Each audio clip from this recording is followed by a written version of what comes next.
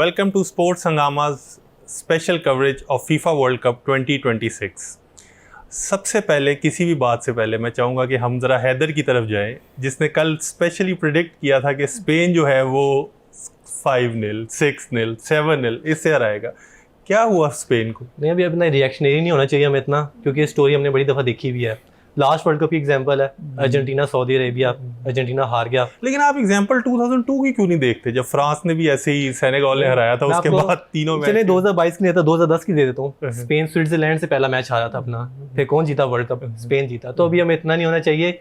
Never जज a book by its cover होता है, हमें यहाँ पे चाहिए स्पेन की शर्ट का ऑर्डर कर दें कि वो हमें 2-3 दिन जब तक शर्ट आए तब तक स्पेन ही वर्ल्ड कप से बाहर होगा। नहीं, स्पेन के पीछे से नहीं हटते हम लोग, स्पेन के साथ ही हैं। स्पेन वर्ल्ड कप जीतेगा, या मैंने आपको बता दिया इसको बात है।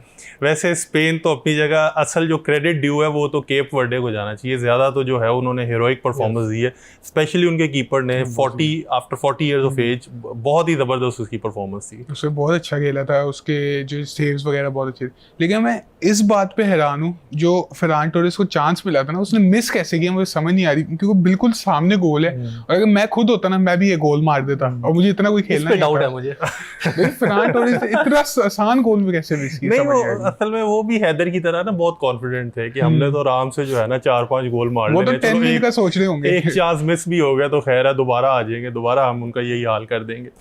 तो अच्छा मेनली इसका मतलब स्पेन से जो उम्मीद हुई, फिर यमाल और उसी जो ये तो पता चल गया हैवीली रिलाय कर रहे हैं वो लोग निको विलियम्स और लमीन यमाल पे। और जो स्पेनिश न्यूज़पेपर्स हैं उनकी तो हेडलाइन जो है ना वो पढ़ने वाली थी। कोई कह रहा है रेड अलर्ट, कोई कह रहा है स्पोर्टिंग डिजास्टर। वो तो बुरी तरह जो है ना उन्होंने कर दिए। प्रेशर आ गया, वह स्पेन पे आगे परफॉर्म करेंगे या नहीं? अभी बड़ी टीमें देखें, सारी बड़ी टीमें जो देख लें, कोई ड्रॉ कर रहा है, कोई अभी स्लो स्टार्ट है, अभी मोमेंटम पकड़ेंगे तो अभी इतना डरना नहीं चाहिए। हैदर ने थोड़ी सी उम्मीद रखी हुई है कि अभी ज़्यादा डाउन हो, लेकिन अब ये 5-0 तो नहीं किसी को कहने वाला जो है ना, वो किसी और टीम में 1-0, 2-0 मुझे नहीं लगता। नहीं, सऊदी अरेबिया जिस तरह से भी कह रहा है वेज लमीन यमाल, अभी तो मैच भी नहीं हुआ, वो ये बातों में आ गए हैं। तो अभी लमीन यमाल बताएगा कि कहाँ पे है वो। अभी ये ना लमीन यमाल जब तक जब वो उनका वापसी की टिकट कट गई हो। अच्छा, दूसरा स्पेन की परफॉर्मेंस देखिए, आज फ्रांस का मैच है सेनेगल से। थोड़ी सी टेंशन आपको भी तो नहीं शुरू हो गई कि कहीं अपना भी यही हाल हो? अब मैं ये समझिए कि मुझे 5-0 नहीं कहना चाहिए, लेकिन मैं फिर भी यही कहता हूँ फ्रांस जीत जाएगा सेनेगल से। फ्रांस को ओवरऑल देखो तो फ्रांस के अगर आप सिर्फ अटैक को देख लो ना, डेम्बेले जो ये फीफा जो उसमें प्लेयर ऑफ द ईयर की उसमें कैटेगरी में आ रहा है, एम्बापे वो बड़ा सॉलिड है, और माइकल ओलीस, उसको देखना है वो किस तरह डेशाम जो है ना उसको कहाँ प्लेस करेगा, क्योंकि ओलीस को लास्ट टाइम इन्होंने खिलाया था ना नंबर 10 रोल में, तो फ्रांस ने बहुत अच्छा परफॉर्म किया था। अब वो दोबारा कह रहे थे कि मे बी डेम्बेले को शिफ्ट कर ले नंबर 10 रोल में। तो क्या लग रहा है, डेम्बेले ओलीस किसके ज़्यादा चांसेस हैं नंबर 10 रोल में जाने के? मेरे ख्याल से ओलीसे को राइट में खिलाना चाहिए और डेम्बेले को मेन पे खिला दे स्ट्राइक पे, और एम्बापे को लेफ्ट पे। बाकी डेशाम के बारे में यही कहते हैं ना कि वो अव्वल ट्राई तो यही करता है कि सारे अपने जो अटैकिंग प्लेयर्स हैं ना उनको एक बार पिच पे उतार दे, लेकिन जहाँ ही थोड़ा सा भी प्रॉब्लम होती है ना उनके अटैक में, तो वापस अपनी डिफेंसिव शेप की तरफ रिवर्ट कर जाता है। फ्रांस का अटैकिंग टैलेंट ज़ाया करने वाला नहीं बनता, जो उसको है ना फ्रांस के अटैकिंग टैलेंट को फुली यूटिलाइज करना चाहिए। जो उसके बाद नहीं, फ्रंट फोर जो है ओलीसे, एम्बापे, डेम्बेले, डुए, वो देखते हैं कि इस्तेमाल करते हैं, क्योंकि जब लाइट्स ज़्यादा ब्राइट हो जाती हैं तो ये फेल कर जाते हैं हमेशा। स्पेन के हारने के बाद भी कोई हम्बलनेस हमें नजर नहीं आ रही है। अभी स्टिल जो है ना वो इसी उम्मीद में है कि बाकी टीमों ने भी फ्लॉप करना है और हमारा चांस बन जाएगा, हमारे लेवल पे आ जाए, हमारे लेवल पे आ जाएंगे। स्पेन का डेलो फुएंटे का उसकी ज़्यादा मिस्टेक बनती है, जिस तरह उसने टीम को बनाया, जिस तरह से उसने इस्तेमाल किया गावी और फरहान टोरेस को विंग्स पे खिलाया। बारसा फैन से पूछ लें, फरहान टोरेस राइट विंग पे आज समझ लें 10 बंदों के साथ खेल रहे हैं आप, उस पर गावी आ जाए, गावी 1v1 का प्लेयर नहीं है, उसको स्पेस चाहिए होती है। लो ब्लॉक के सामने डैनी ओल्मो को स्टार्ट कराना चाहिए था अगर लमीन यमाल और निको विलियम्स नहीं खेल रहे। अच्छा, स्पेन का ना मुझे यही फील होता है जैसे हमको बहुत अच्छा एक प्रोग्राम तैयार कर लेना या बहुत अच्छी कोई वेल ऑयल्ड मशीन तैयार करें, उसमें छोटा सा भी ग्लिच आ जाए ना तो वो परफॉर्म नहीं कर पाते। स्पेन का थोड़ा सा ये प्रॉब्लम है कि डेफिनेटली टीम उनकी बहुत सॉलिड है और बड़ा वो ज़बरदस्त खेलते हैं, थोड़ा सा भी प्रॉब्लम आ जाए ना तो वही साइडवेज पासिंग, वही जो सारे पोजीशन गेम उस लूप में फंस जाते हैं, वो नहीं ब्रेक होता उनसे। कल फिर उन्होंने उतारा तो था मरीनो को, लेकिन कोई बॉल नहीं थ्रो कर सके। अब पोरो को मुझे नहीं समझ लगी इन्होंने क्यों नहीं राइट बैक पे खिलाया कि वहाँ से वो क्रॉसेस फेंके और मरीनो जो है ना वो परफॉर्म कर पाए। तो ये डेला फॉन्टे की जो थोड़ा सा ये इन गेम मैनेजमेंट है, ये इसका मतलब आगे चल के इनको प्रॉब्लम क्रिएट कर सकते हैं इनके लिए। नेशंस लीग बड़ी एग्जांपल है पिछले साल की, वहाँ पे लमीन यमाल को उसने इस्तेमाल नहीं कर पाया था, उसको बिल्कुल ही उसने गेम से बाहर किया हुआ था, जो नूनो मेंडेस जो है परफॉर्मेंस दे रहा था अपनी। तो इस पर बड़ी ज़्यादा क्रिटिसिज्म है तो सही वैसे। स्पेन को तो बहुत क्रिटिसाइज कर लिया, लेकिन जो क्रेडिट डिजर्व करते हैं वो केप वर्डे की टीम है। कल हम कुरासाओ का जिक्र कर रहे थे कि उनकी 1.5 लाख आबादी है, तो केप वर्डे भी जो है इसकी सिर्फ 5 लाख आबादी है पूरे मुल्क की। और जो सबसे इंटरेस्टिंग फैक्ट है ना, जो इनका अपना कीपर है वो जीनिया, मैच शुरू होने से पहले इसके इंस्टाग्राम पे सिर्फ 50,000 फॉलोअर्स थे। मैच के बाद जब प्रेजेंटर ने इसको दिखाया तो वो जो उसके फॉलोअर्स है वो 6 मिलियन तक पहुंच चुके हुए हैं, यानी अपनी मुल्क की आबादी से भी ज़्यादा उसके इंस्टाग्राम फॉलोअर्स बन चुके हुए हैं। और वो जिस तरह मैच के बाद रो रहा था, अपने ग्रैंड पेरेंट्स का वो कह रहा था, जिक्र कर रहा था कि मैंने 25 ईयर्स की एज में स्टार्ट किया खेलना और 40 ईयर्स की एज में मुझे चांस मिला फाइनली अपनी कंट्री को रिप्रेजेंट करने का। तो वो जो एंड पे उसके टीयर्स से उन्होंने सबको बहुत इमोशनल कर दिया था। और बड़ी ही ज़बरदस्त स्टोरी है केप वर्डे जो है ना वो हमारे सामने आई है। ये बात मुझे फीफा की बड़ी अच्छी लगी कि छोटी टीमें उन्होंने इंट्रोड्यूस की ना, 48 टीम्स हो गए। अभी ये हम नई टीमों को देख पा रहे हैं, उनकी स्टोरी समझ पा रहे हैं। जैसे क्यूसराओ का था, वो उनका मैनेजर डिक एडवोकेट था, और अब हम इसको देख रहे हैं कीपर को, और अलग प्लेयर्स हैं, इनकी स्टोरियां देखने को मिल रही है। तो जो वर्ल्ड कप है ना, थोड़ा इमोशनली और ज्यादा बेहतर है, इमोशनल रोलर कोस्टर टाइप बन रहा है। एग्जैक्टली वही है। जैसे ये राहुल हिमेनेस का था पहले मैच में, जो हमने उसको देखा जब उसने गोल किया, वो अपना गोल डेडिकेट अपने फादर को करके बड़ा वो कर रहा था। इमोशंस जो है ना वो that keeps the fan going. और पहले बड़ी क्रिटिसिज्म भी हो रही थी फीफा पे, as you rightly pointed out, कि शायद ज़्यादा टीमें रख के वो खाली नंबर्स पूरे करने के लिए आएंगे। लेकिन केप वर्डे ने वाकई साबित किया है कि हैदर जैसों की जो प्रेडिक्शंस है ना 5-0 वाली, वो अब आगे चल के थोड़ा नहीं, रिको लोपेज जो है केप वर्डे का प्लेयर, उसकी बड़ी फनी स्टोरी है कि लिंक्डइन पे उसको मैसेज आया कॉल अप का 9 महीने पहले, पर वो पोर्चुगीज के अंदर था, लैंग्वेज के अंदर। तो उसने कहा स्पैम ये मैसेज है, उसको हटा दिया। फिर 9 महीने बाद उन्होंने इंग्लिश में भेजा उसको, फिर उसने कहा अच्छा मुझे केप वर्डे की कॉल अप आई हुई है, फिर वो गया उसके लिए। हाँ वही मैं कह रहा हूँ, अगर मैचेस पोर्टुगीज में होता तो शायद स्पेन 5-0 से जीत जाता। अच्छा, उसके बाद फिर जो है मैच अर्जेंटीना और अल्जीरिया का है। तो अब दोबारा हैदर को क्रिटिसाइज करते अच्छा तो नहीं लगता, लेकिन मेसी फैन हैं ये, और दोबारा अर्जेंटीना। आपको अल्जीरिया से तो नहीं अपसेट दोबारा? मेसी फैन तो है, लेकिन शर्ट के पीछे क्या लिखा है जरा दिखाना। नहीं, डिबाला लिखा है पीछे। डिबाला सही है जवाब।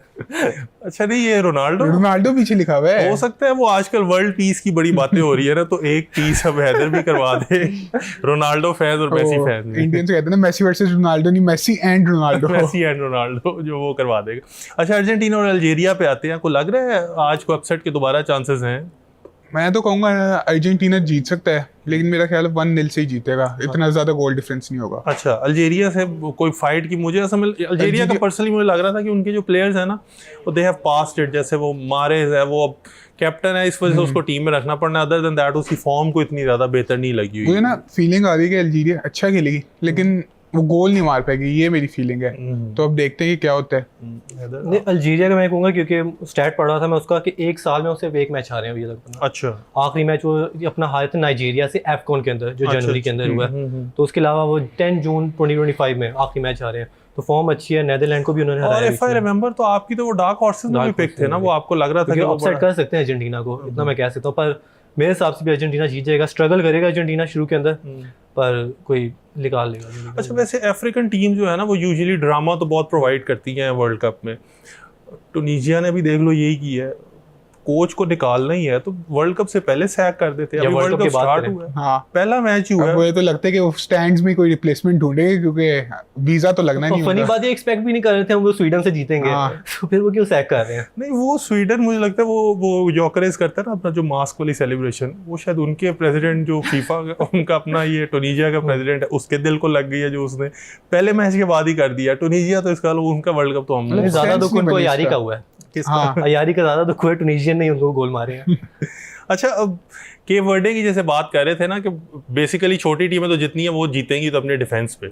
अच्छा, डिफेंस में केप वर्डे का लगता ही है कि शायद जैसे उन्होंने बड़ा स्ट्रगल किया, फाउल उन्होंने सिर्फ एक कंसीड किया है, यानी वो दे वर कम्प्लीटली इन कंट्रोल। और स्पेन जो है वो कोई भी उनके अराउंड कोई ऐसे चांसेस नहीं क्रिएट कर सका कि उनका कीपर जो है वो बहुत ज़्यादा उसमें ट्रबल में हमें जो है ना वो नज़र आया हो। और येलो कार्ड भी सिर्फ एक ही मिला शायद उनको।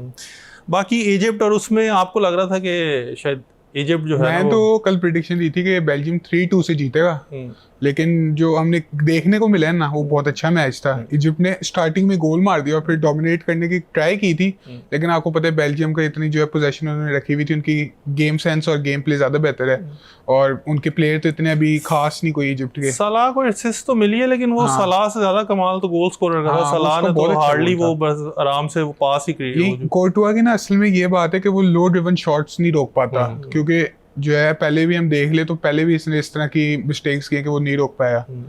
और इस लुकाकू का जो गोल है, मुझे पहले लगा था कि लुकाकू का गोल हो गया, लेकिन उन्होंने ओन गोल दे दिया फिर मैंने देखा तो। नहीं, वो लुकाकू का असल काम तो यही है ना, उसने ज्यादा तो हैवक ही क्रिएट करना होता है ना इन द मिडल। वो अपना वो काम कर लेता है। लुकाकू को बस लाए थोड़ा लेट है, मुझे लगा था लुकाकू से स्टार्ट करेंगे, सेकंड हाफ में आ जाएगा।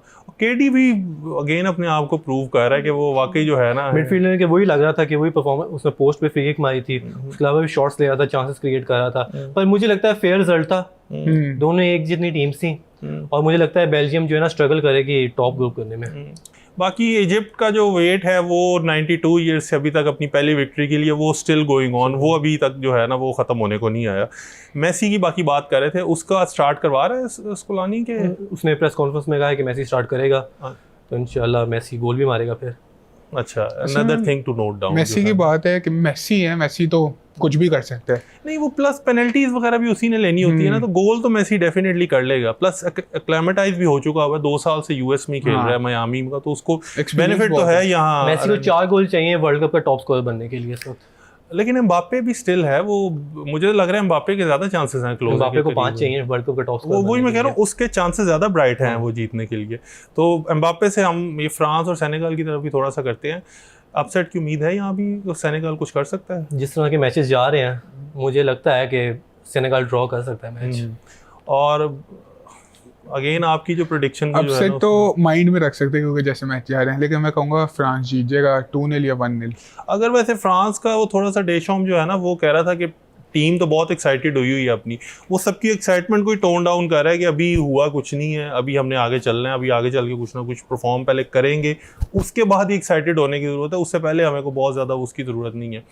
सेनेगल का बाकी कह रहे हैं कि बेस्ट अफ्रीकन टीम है फ्रॉम द पास्ट 10 ईयर्स, अगर देखा जाए ना तो इनसे बेहतर कई लोग तो मोरक्को से भी ज़्यादा हाईली रेट कर रहे हैं, और इन्होंने अफ्रीकन कप में हराया भी है मोरक्को को फाइनल में। तो मुझे लग रहा है सेनेगल जो है ना वो कुछ ना कुछ सरप्राइज कर सकते हैं। माने से उम्मीद है कुछ ना कुछ वो अपनी लिवरपूल वाली फॉर्म जो उसके बाद उसने सऊदीया में, और वो वाली फॉर्म अब लेके आएगा। माने का बस लास्ट ये इंटरनेशनल मैचेस हैं सेनेगल के लिए, फिर उसने कहा मैं रिटायर हो जाऊंगा, तो कुछ उसके दिल होगा कि आग लगी होगी कि मैं परफॉर्म करूँगा। बहुत सारे प्लेयर हैं जिनका लास्ट वर्ल्ड कप है, उनका प्लेयर का खुद और जो यंग प्लेयर्स उनके साथ खेल रहे हैं ना, उनकी भी कोशिश है कि किसी ना किसी तरह ना हम इनको वो जिताए। जैसे लास्ट टाइम मेसी का था कि होल ऑफ अर्जेंटीना वो ट्राइंग कि मेसी जो है ना वो वर्ल्ड कप जीत जाए, तो इस दफ़ा भी मुझे लगता है इसी तरह का कोई ना कोई जो है ना उनके लिए होगा।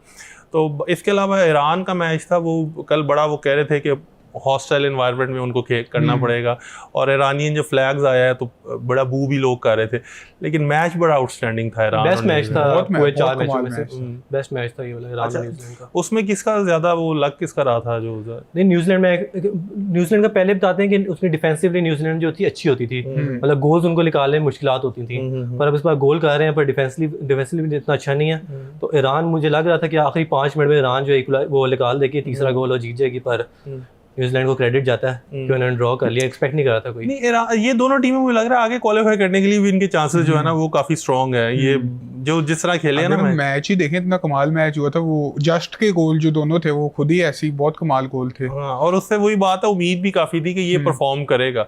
तो यूजुअली प्लेयर जब इतनी ज्यादा उम्मीद से आ रहे हो ना तो क्रम्बल कर जाते हैं प्रेशर में, लेकिन उसने तो दोनों गोल जो है ना वो बड़ा पहले गोल और फिर असिस्ट बड़ी शानदार निकाली, रिस्पांसिबिलिटी ले ली थी और लेट डाउन नहीं किया उसने। जस्ट के अलावा जो है क्रिस वुड, हाँ, उनका स्ट्राइकर है, उसकी परफॉर्मेंस देख मुझे लगा था बर्कहम यहाँ पे वापस आ चुका है। जिस तरह के वो बॉल कंट्रोल कर रहा था, उसके बाद फ्लिक्स निकाला था, उसकी परफॉर्मेंस बड़ी अच्छी लगी। अच्छा, बाकी यूरोगवे और सऊदी अरेबिया जो हमें लग रहा था कि सऊदी अरेबिया अच्छा परफॉर्म करेगी, तो वो तो लेके जाने लगे थे। ये वाली प्रेडिक्शन मैंने कल दी थी कि 1-1 ड्रॉ होगा, और ये वाली भी सही हो गई है। अच्छा, प्रेडिक्शंस के मामले में फरजान को हम स्टार्ट में थोड़ा क्रिटिसाइज कर रहे थे, लेकिन इसका रिकॉर्ड जो है ना वो अच्छा जा रहा है, अच्छा चलना शुरू हो गया। स्पेन से बेहतर जा रहे कम से कम।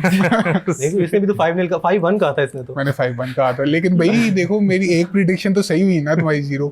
भाई वो आप शुरू में चले जाएं, मेरी भी अच्छी प्रिडिक्शन थी शुरू Okay. में। भाई असल तो इसका फ्रांस का देखते हैं ना क्या बनेगा, कि फ्रांस जो है ना वर्ल्ड कप, लेकिन मुझे जो अपनी इंग्लैंड वाली है ना वो अब थोड़ी होल्ड करती नजर आ रही है, क्योंकि कोई भी एक टीम ऐसी नहीं है जो बहुत ज़्यादा आउटस्टैंडिंग खेल रही है। तो जब एक यानी पूल ऑफ टीम में से सेलेक्ट करना हो ना, फिर जरा किसी का भी है ना वो यूरोपियन टीम जो है इस बार स्ट्रगल कर रही है बहुत ज्यादा। हम्म। 3 मैचेस जीते हैं अभी तक यूरोपियन टीम इस वक्त वर्ल्ड कप के अंदर, अभी- तकरीबन 10-12 खेल चुकी हैं। एशिया और यूरोप के खिलाफ जो हेड टू हेड जा रहे हैं उसमें मेरे ख्याल से एशिया भी 2 जीती और यूरोप भी 2 जीते, बाकी ड्रॉ हैं।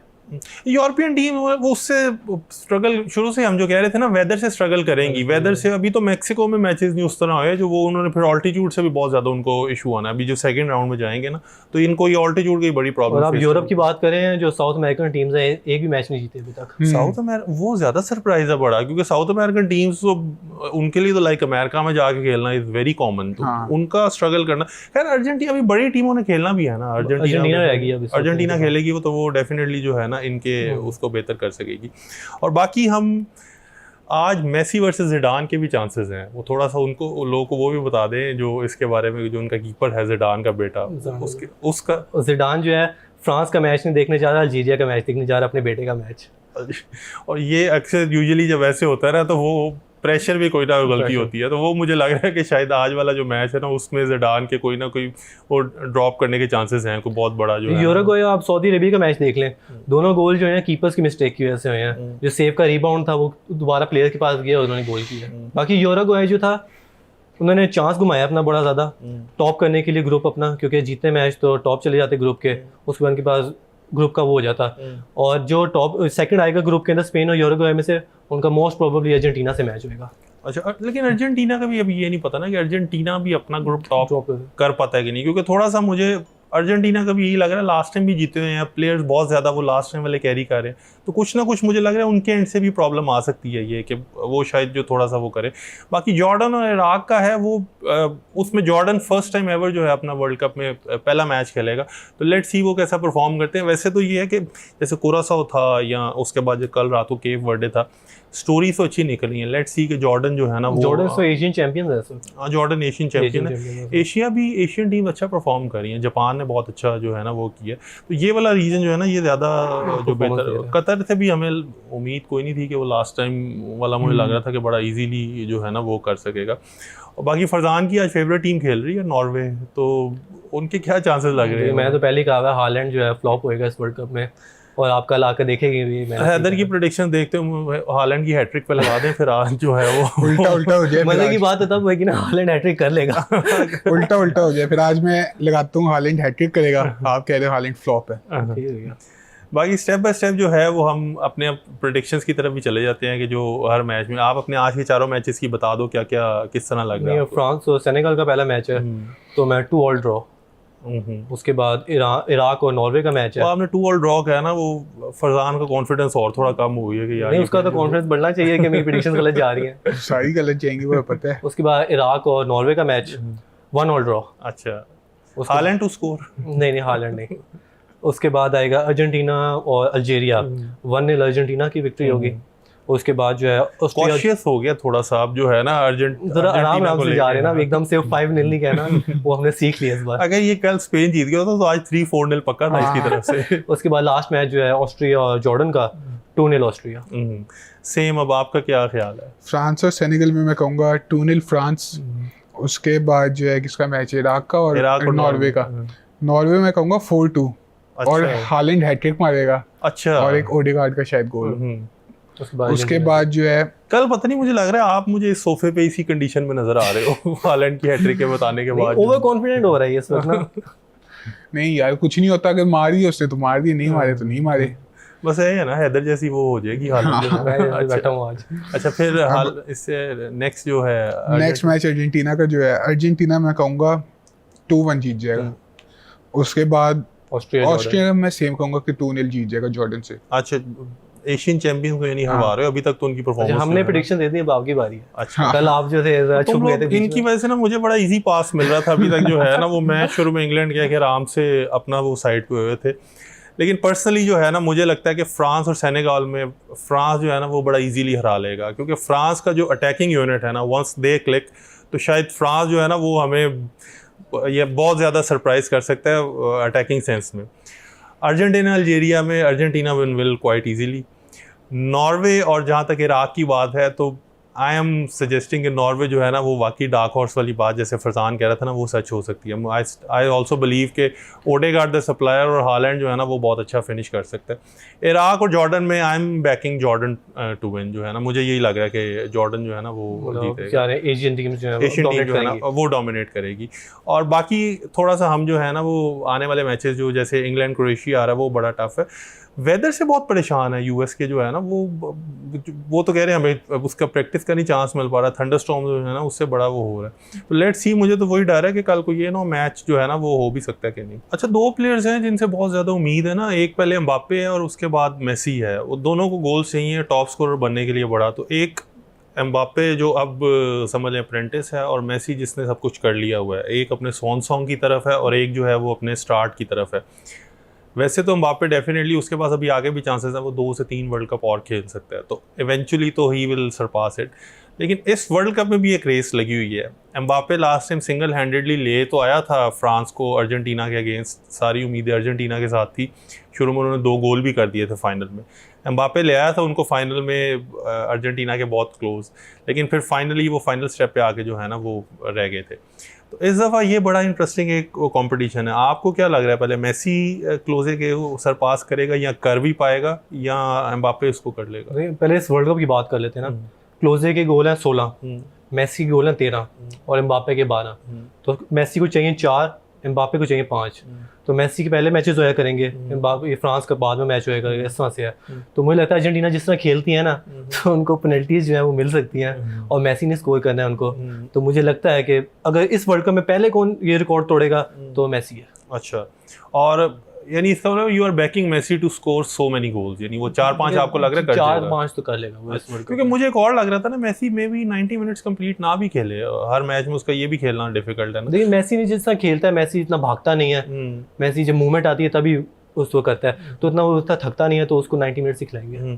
फरजान, आपको एम्बाप्पे लग रहा है कि मेसी लग रहा है? मैं एम्बाप्पे के साथ जाऊंगा क्योंकि वो ओपन प्ले में भी ज्यादा अटैकिंग है और फिर जो पेनल्टीज वगैरह वही प्रोबेबली लेगा, या डेम्बेले ले लेकिन मेरा ख्याल है एम्बाप्पे लेगा। नहीं, पेनल्टीज एम्बाप्पे को ही देंगे ना, वो तो उसने मैं इस पे कंट्रोवर्सी एक बड़ी बात करूं, छोड़ दें वो रहने देते हैं। नहीं आप करें फरजान को। मैं इस बार कहूंगा डेम्बेले मेन मैन होगा, एम्बाप्पे नहीं होगा मेन मैन।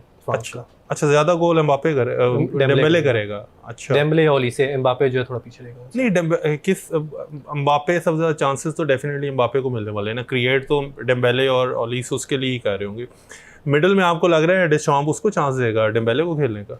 मिडिल में ओलिसे होगा और विंग्स पे होंगे, ये दोनों स्विच करेंगे डेम्बेले और एम्बाप्े जो है ना। एम्बाप्े को डीप ड्रॉप करना उसको अच्छा लगता है, उसके बाद डेम्बेले जो इस तरह पीएसजी के अंदर स्ट्राइकर आ जाता है, क्योंकि उनको पता नहीं है कौन स्ट्राइकर होता है उनका। इस तरह से डेम्बेले जो है वो स्ट्राइकर पोजीशन पे चला जाएगा, एम्बाप्े थोड़ा डीप आ जाएगा, इस तरह से चेंज करते रहेंगे। तो मुझे लगता है डेम्बेले जो होगा मेन मैन होगा इनका। अच्छा, वो आप कह रहे हो पीएसजी वाली फॉर्म? पीएसजी वाली नहीं, डुए को आप इस सारी कन्वर्सेशन से कैसे निगेट? डुए तो मुझे लगता है स्टार्ट भी करे या ना करे। नहीं, वो आज मुझे वैसे लग रहा है डुए लेफ्ट पे और जो डेम्बेले और उसको आगे, और ओलीस को वो नंबर 10 रोल में खिलाएगा, यानी जो 2 होल्डिंग मिडफील्डर्स ओलीस और उसके बाद तीनों जो है ना डुए, इधर से डेम्बेले और सेंटर में एम्बाप्े, ये दोनों अपने डेफिनेटली स्विच कर सकते हैं। लेकिन बहुत बड़ी इसने स्टेटमेंट दी है कि डेम्बेले जो है ना वो एम्बाप्े को सरपास कर चार उनके फॉरवर्ड्स उनकी फिक्स पोजीशंस नहीं है ना, वो स्विच करते रहते हैं आपस में, तो किसी का नहीं पता कौन कहाँ पे खेल रहा है। तो और डिशॉम्प जो है डिफेंसिव सेटअप करता है एक तो ज्यादा, और काउंटर अटैकिंग पे ज्यादा रिलाई करता है। फ्री प्ले स्टाइल में खेल रहे होंगे। नहीं, फ्री प्ले स्टाइल में खेलेंगे, लेकिन आई स्टिल फील कि अगर फ्रांस ने जीता ना तो एम्बाप्े के स्कोर करना बड़ा इंपॉर्टेंट है। तो एम्बाप्े अगर गोल्स नहीं करेगा ना तो फ्रांस का मुझे नहीं लगता, वो फिर हम ये स्पेन वाली लूप में ही फंस जाएंगे। वो जो है ना वो स्पेन की क्यों बात कर रहे हैं? असल में एम्बाप्े जब भी वर्ल्ड कप में खेला है मास्टर क्लास ही दी है उसने। अब मेरा यही ख्याल है कि एम्बाप्े ना जब भी वर्ल्ड कप आते हैं ना उसके दिमाग में एक स्विच होता है और वो स्विच ऑन हो जाता है जब भी वर्ल्ड कप आता है। थोड़ा सा ड्यू भी है उसकी रियल मैड्रिड की तरफ से। क्लब फुटबॉल में तो वो बड़ा 2 साल से पीएसजी बड़ा अच्छा परफॉर्म कर रहे हैं। बाय चांस वो पीएसजी का जो ये परफॉर्मेंस है लिंक उसी के साथ किया, जैसे ये एम्बाप्े गया ना तो वो तब से ही पीएसजी ने जो है ना वो अच्छा परफॉर्म करना स्टार्ट किया। तो वो आप कह रहे हो जो उसकी पुरानी वाली फॉर्म है वो दोबारा आ जाएगी। हर फ्रांस सपोर्टर यही विश कर रहा है कि वो जो एम्बापे है ना पुराने वाला कल मेरी तरह बैठा होगा यहाँ पे भी इस तरह से। तो लेट्स सी।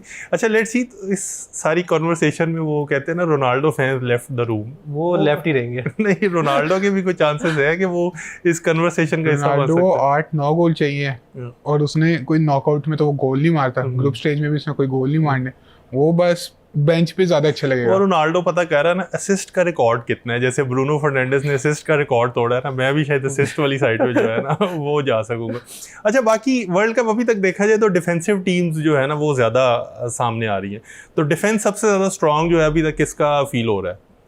देखिए डिफेंस तो मुझे ऑस्ट्रेलिया की पसंद आई थी जिस तरह उन्होंने टर्की के खिलाफ किया। उसके बाद अब मैं कुरासाओ के कीपर की बात कर सकता हूँ कि उसका कीपर जो था, उसके बाद सऊदी अरेबिया का कीपर जो था, कीपर ज़्यादातर मैच इनको इसको जिता रहे हैं। डिफेंसिवली हम इतना नहीं कहेंगे वैसे इतना। स्पेन में फिर राया को नहीं स्टार्ट करवा रहे, तो वो फिर इसका दोबारा के उनको हॉन्ट बैक में करें। स्पेन को तो इतना डिफेंसिवली मसला नहीं हुआ कल, उनको एक शॉट ऑन टारगेट मिली थी, वो भी लेकिन वो 90 मिनट्स एंड में लग रहा था कि वो, अच्छा वो यूएस वाले थे ना, उनको बेसिकली अब यूएस में जो कवरेज कर रहे थे उनको आइडिया नहीं हो रहा था कि ये मैच तो 0-0 जा रहा है, तो सारे इतना हाई क्यों है, मतलब ये उनको समझ लग रही थी कि ये इतना बड़ा अपसेट कैसे है, ये कौन सा को उन्होंने केप वर्डे ने गोल कर दिए जो ये सारे खुश हो रहे हैं, मतलब उन्हें आइडिया नहीं था कि 0-0 कितना बड़ा रिजल्ट है। वो फिर एंड पे आके जब उनको चांस मिला है उनके सेंटर बैक को, वो वंस जा रहा था हेड करने, तब लग रहा था उनको कि यार शायद अब अगर इन्होंने कर दिया, लेकिन स्पेन अगेन डिफेंसिवली तो बहुत सॉलिड है।